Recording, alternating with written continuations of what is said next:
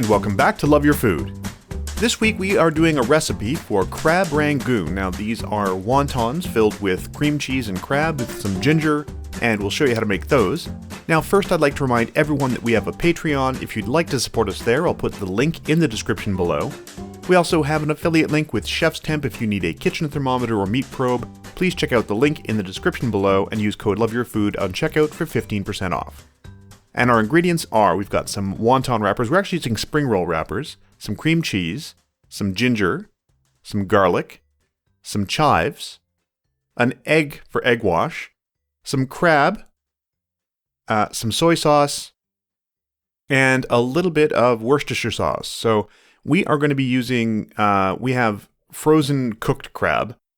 And first thing we're going to do is get our ginger and garlic pretty fine. We're going to chop these as small as we can get it.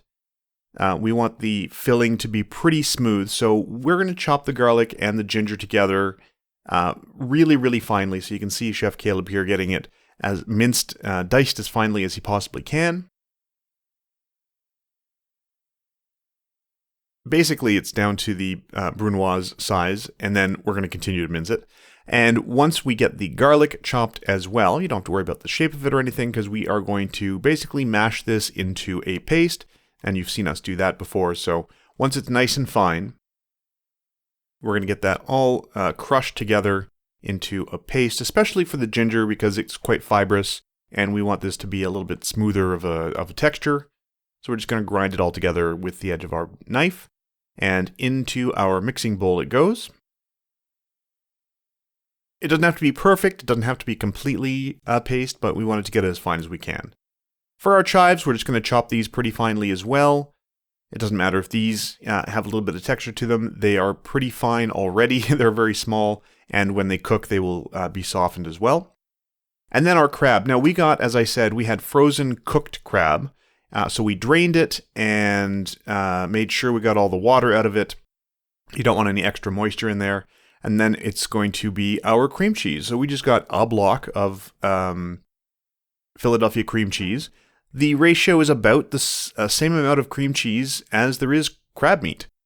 One of the neat things about this recipe is if you can't get fresh local or fresh jumbo lump crab meat, or you can't get frozen cooked crab meat like this, you can use surimi, artificial crab, and it will work almost just as well. So we're going to add in our soy sauce and our Worcestershire sauce there. And then we're just going to mix this until it is well combined, and you want it to be a pretty smooth mixture, so just keep going until you've got that nice smooth mixture. Everything's all combined. You don't have any like chunks of crab that aren't incorporated or anything.